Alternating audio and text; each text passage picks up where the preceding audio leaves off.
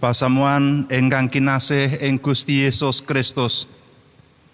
Pangabekti ing wanci enjang punika pasamuan lumebet ing swasana ening perlu nampeni berkahipun Gusti.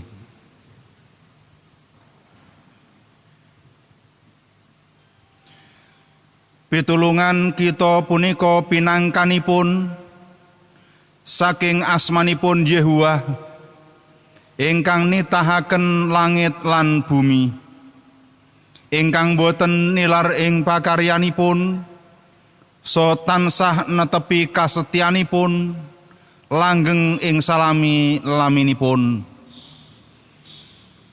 Sih rahmat lan tentrem rahayu saking Allah Rama kita lan Gusti kita Yesus Kristus wontena ing para sedherek sapasamuan. Amin. Kita memuji asmanipun Gusti saking kidung angka 192. Kita pujiaken ayat setunggalan kali.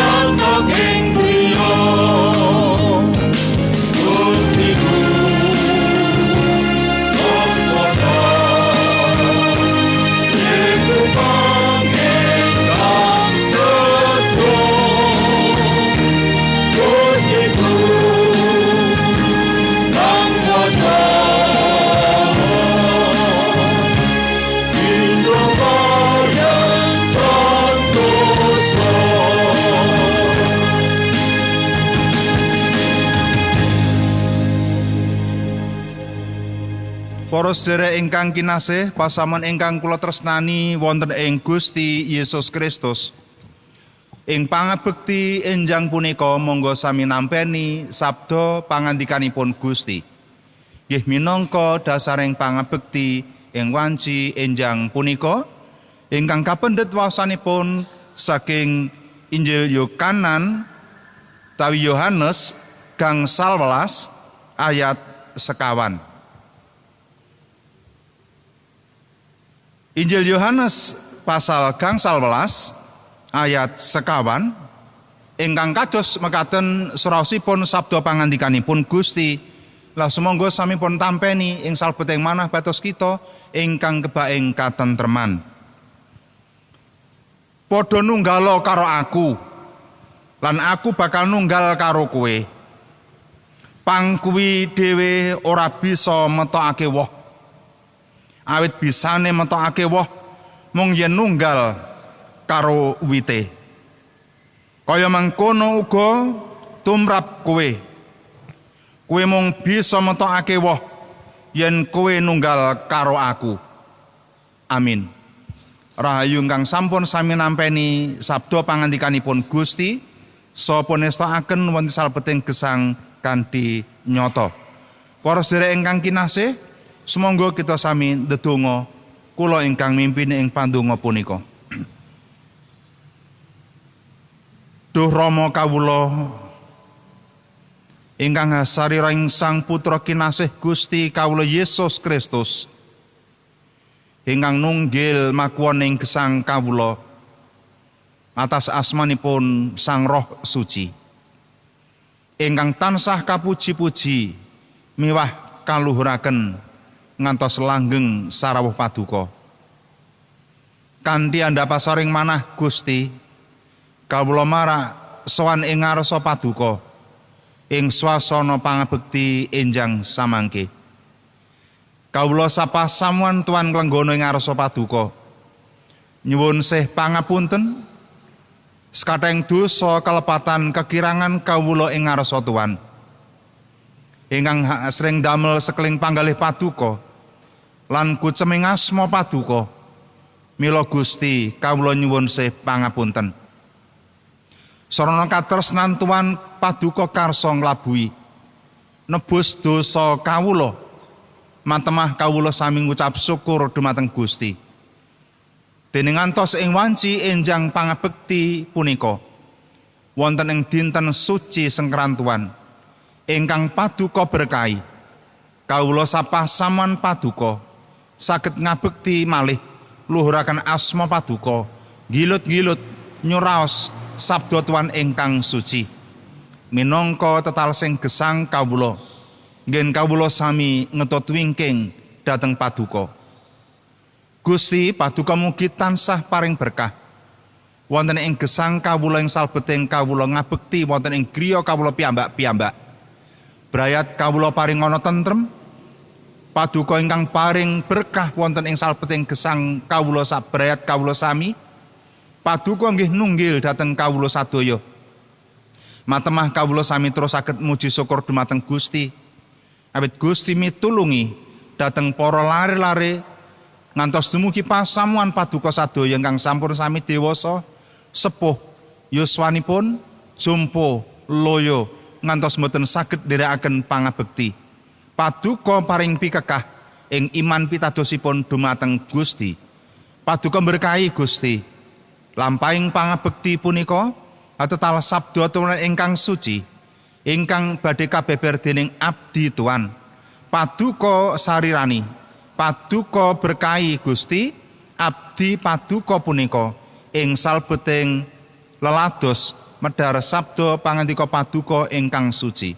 Mboten awit saking krenahing manungsa, aneng sadaya punika dados rancanganipun Gusti ingkang dados dasaring piwucal amprih pasamuan paduka sembodo ing ngarsa tuan lan iman pitadosipun dumateng Gusti kanthi nyata.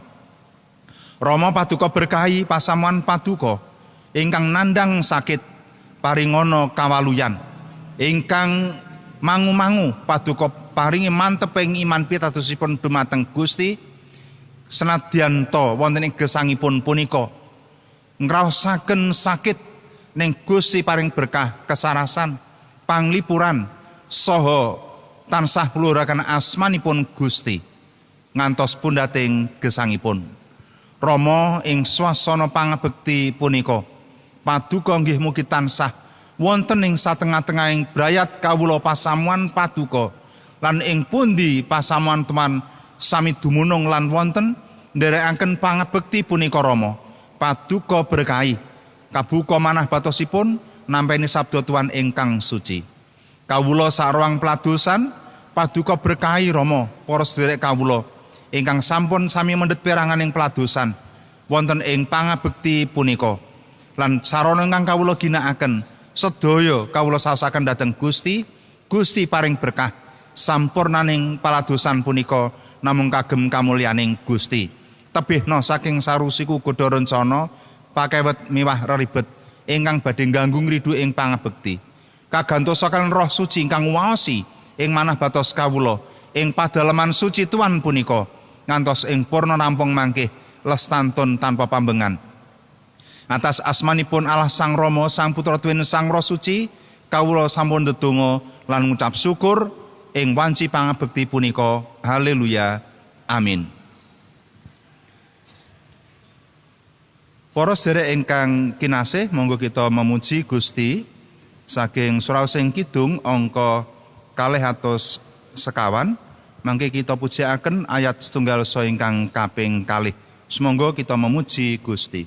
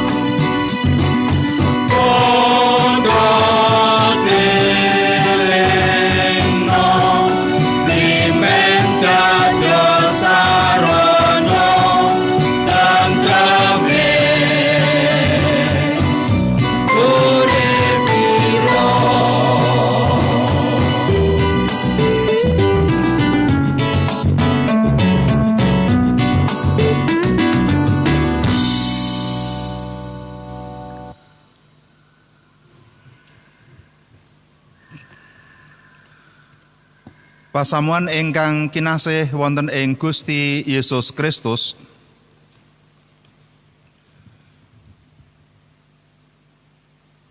Tiyang Kristen ingkang ngedalaken woh. Orang Kristen yang berbuah. Saking Injil Yohanes gangsal welas ayat sekawan.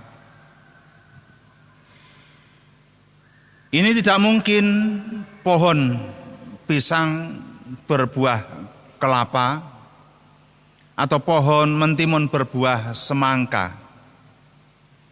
Yang benar adalah buah yang keluar pasti sesuai pohonnya.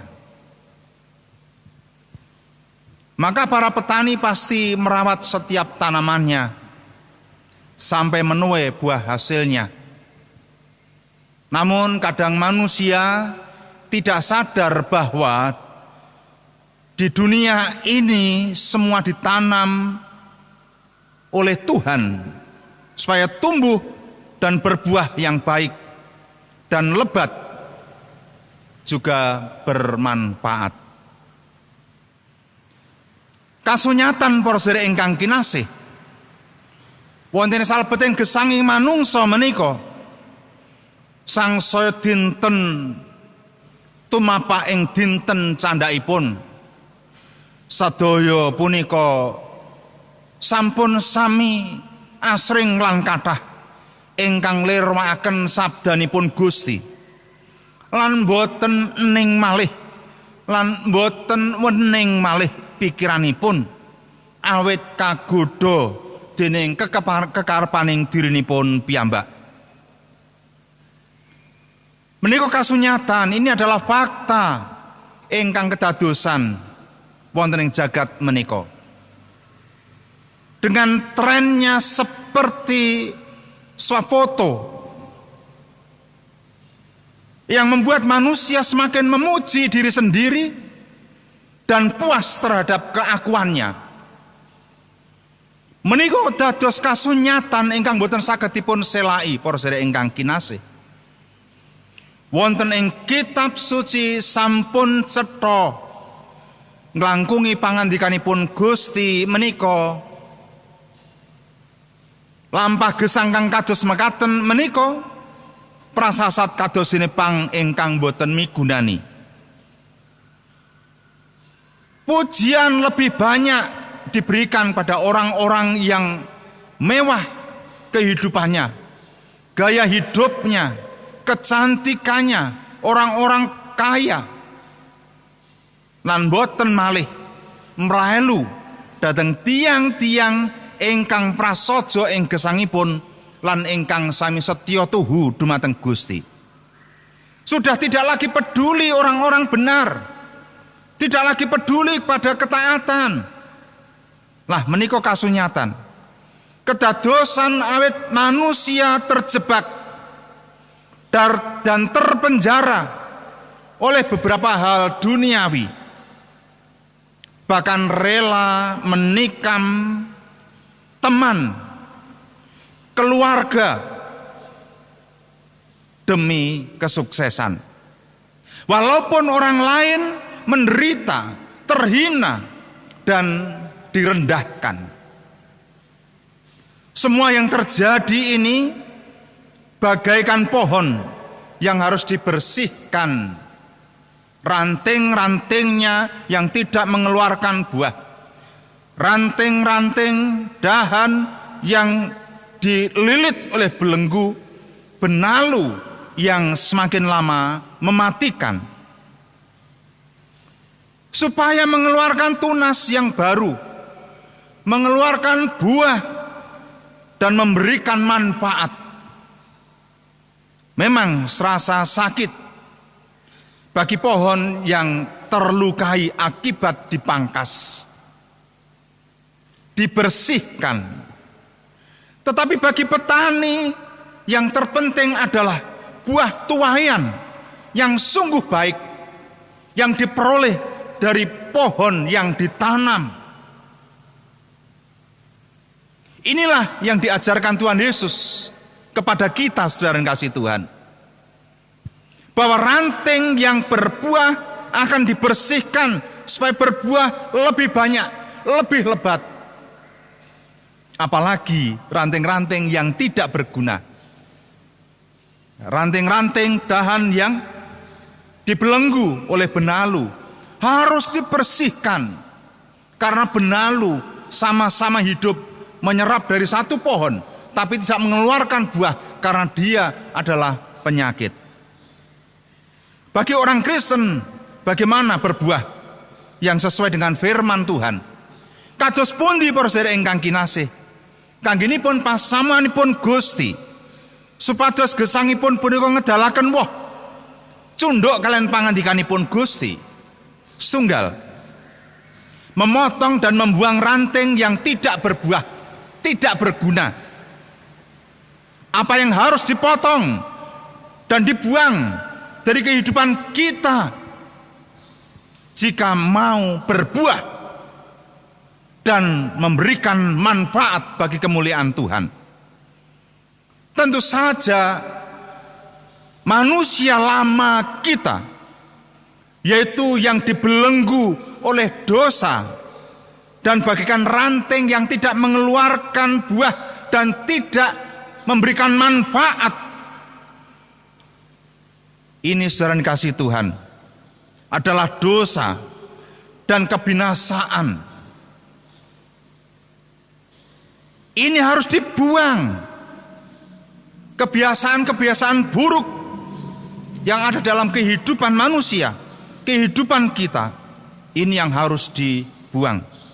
Sebab jika masih ada dosa yang kita pelihara seperti kesombongan, kekerasan hati, kenajisan, pemberontakan, kemalasan, egois, melupakan tugas-tugas yang ada, hanya mencari kekurangan dan kekurangan orang lain saja.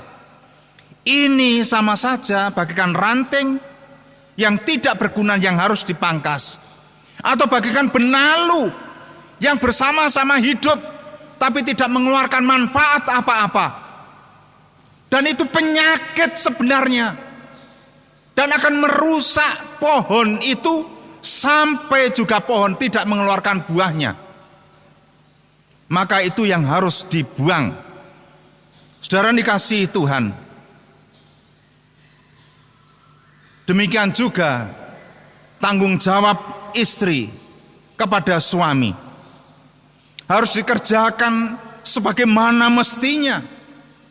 Jangan ketika suami begitu bekerja keras mati-matian, istri hanya sebagai mesin pengolah bagaimana menghabiskan uang,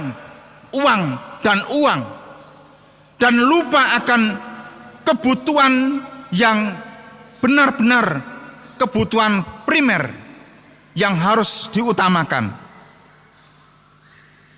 Karena gaya hidup yang seharusnya tidak dilakukan karena terjebak ke dalam dosa, maka dia susah kalau tidak dipangkas atau memang benar-benar dibersihkan.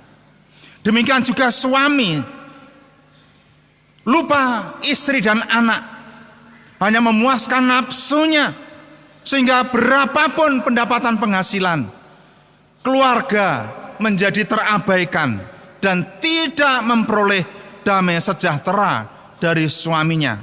Ini yang juga harus segera diatasi sehingga kehidupan secara rohani benar-benar mengalami pertumbuhan dan mengeluarkan buah yang memberikan manfaat yang sungguh untuk kemuliaan Tuhan.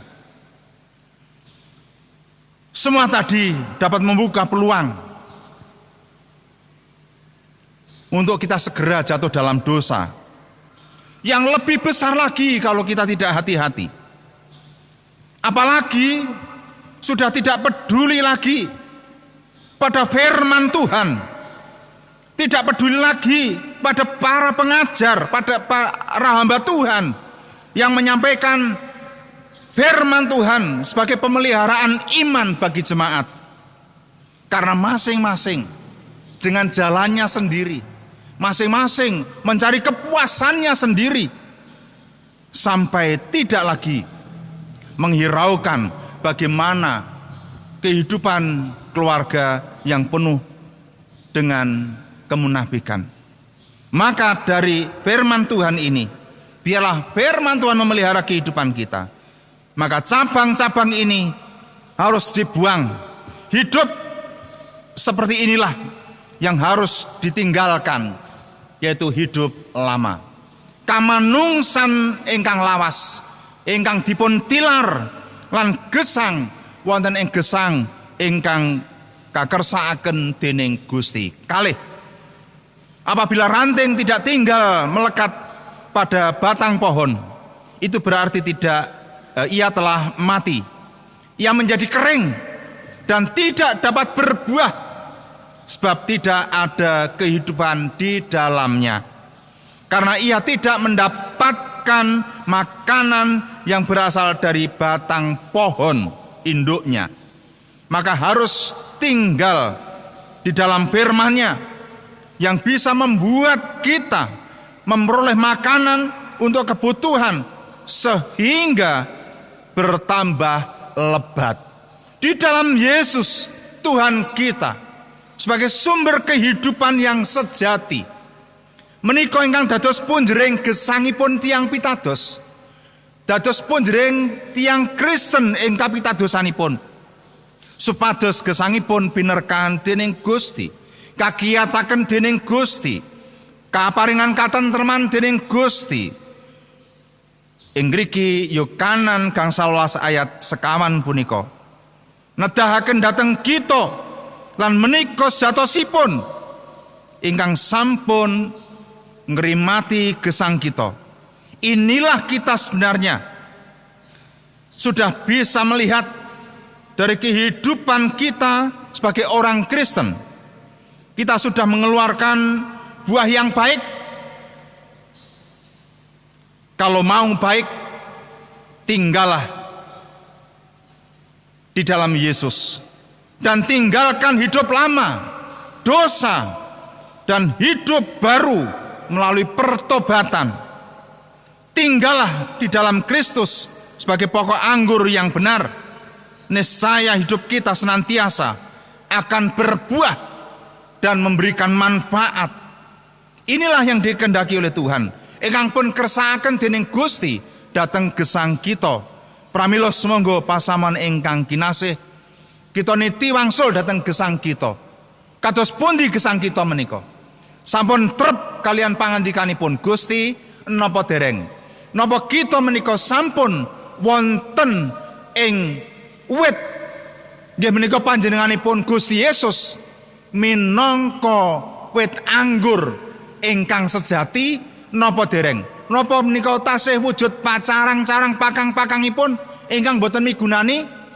Sampun ngantos kita mangke lajeng brontak menawi dumugi Gusti punika tumindak kedah mancasi pakang-pakang kala wau lan ngresiki kemlandian-kemlandian ingkang gubel lan badhe nyerot isining kitab suci saking gesang kita lan badhe dumawah ing dosa. Mila ing samangke pigatosaken pangandikanipun Gusti, orang Kristen yang berbuah adalah orang Kristen yang menaruh hidupnya dan percaya kepada Tuhan Yesus Kristus. Amin. Semoga kita sami ndedonga. Matur nuwun Duh Rama, paduka sampun paring berkah. Wonten ing salbeting kawula ngegilut sabda Tuhan ingkang suci.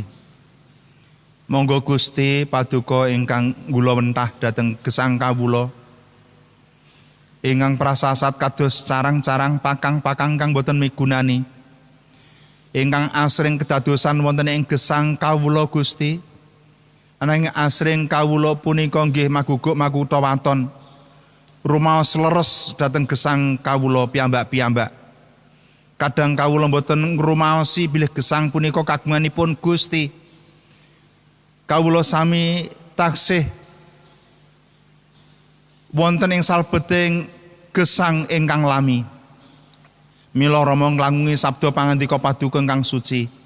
Dadosna kawula pakang ingkang trubus anyar lan ngedalaken woh ingkang prayogi.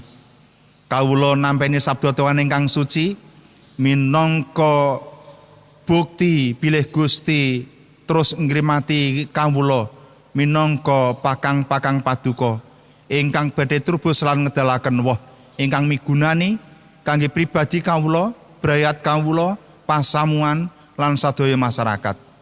Ngantos kawula sami saged ngabaraken Injil paduka, langkungi gesang kawula, keluarga kawula, pasaman paduka ingkang saged damel tentreming bangsa lan negari kawula Indonesia.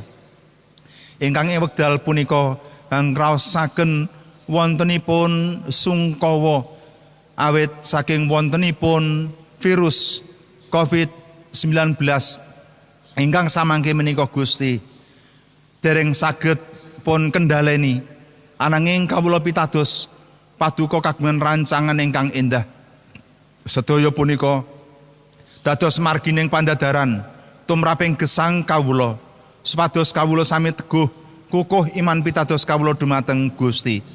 Mila monggo Gusti para pemimpin pusarane ngadil saking pusat dumugi ing daerah lan wonten ing tlatah kawula ngriki nggih paduka berkahi supados sami saged ngemong masyarakat sareng-sareng lan saged sami njagi kesehatan kawula piyambak-piyambak lan sagedna masyarakat punika sadar Gusti awit kepentingan kebutuhan kesehatan punika supados kawula boten dados sarana merebakipun virus COVID-19 punika. Aning kawula saged mencegah penularan virus COVID-19 punika nglangkungi inggen kawula sami aktivitas wonten ing griya ngabekti wonten ing griya lan kawula sami ing brayat tansah njaga wontenipun kesehatan kawula, kesehatan brayat, kesehatan keluarga, tangga tepalih lan masyarakat.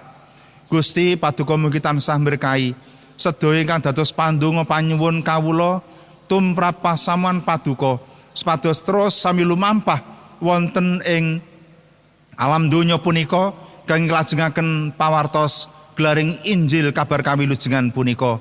Matemah dengkul sami sujud ilat sami nyebut dumateng Gusti Yesus Sang Juru Wilujeng ingkang badhe mbekta kawula sami wonten ing kraton swarga mulya. Gusti paduka mugi berkahi pasamuan Tuhan anggenipun makarya leladi nglajengaken pakaryan paduka. Terus kawula nyuwun Roh Suci ingkang paring panuntun. Para sedherek kawula ingkang sami lelados nggih paduka berkahi. Ingkang sampun sami paduka siapaken kangge minggu-minggu ingkang badhe dateng Gusti ingkang berkahi. Sedaya ingkang sarana ingkang kaginakaken Gusti ingkang berkahi ugi. Pisungsung gesang kawula kasaosaken kagem kaluran Tuhan. Allah karsa migunakaken gesang kawula kang ngabaraken Injil kabar kawilujengan. Mekaten ugi bondo darbek kawula ingkang kasaosaken dhateng Gusti monggo Gusti paduka ingkang karsa nampeni berkahi nucekaken matemah pisungsung punika hagondarom ing ngarsa Tuhan kagem kauluran paduka. Sedaya pisungsung kawula saosaken dumateng Gusti. Mekaten ugi pisungsung ing pangabekti menika Rama ugi namung kawula pitadosaken wonten ing Gusti kawula Yesus Kristus ingkang tansah kapuji-puji mewah kaluhuraken ngantos langgeng ing salaminipun. Haleluya. Amin. Para sedherek ingkang kinasih, monggo kita sami memuji Gusti. Saking kidung angka 300 semoga pun pujiaken ayat setunggalan kalih.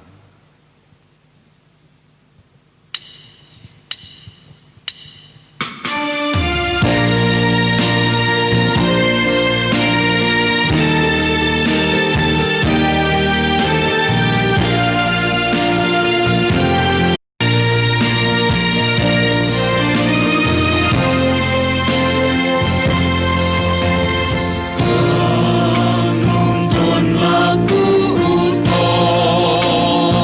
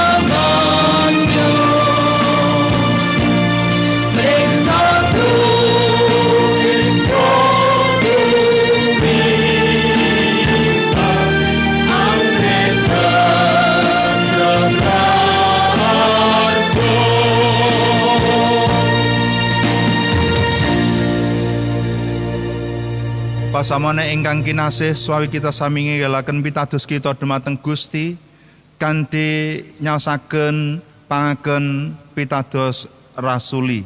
Nggih punika sahadat 12 setunggal. Kawula pitados dhateng Allah Sang Rama ingkang Maha Kawasa ingkang nitaken langit kaliyan bumi.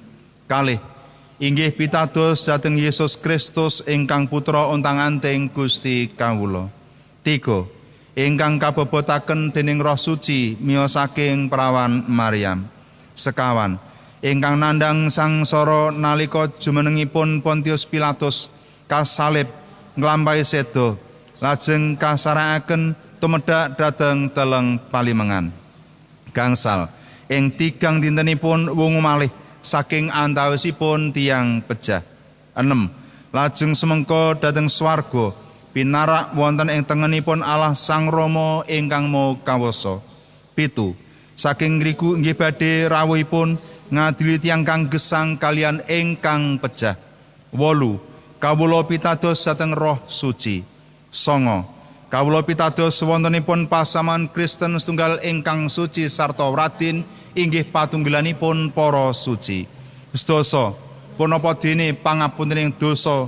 11. Tanginipun raga.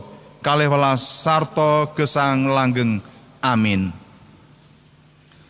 Pasaman ingkang kinasih wonten ing Gusti Yesus Kristus, sumangga kita sami memuji Gusti malih saking surah sing kidung angka 357.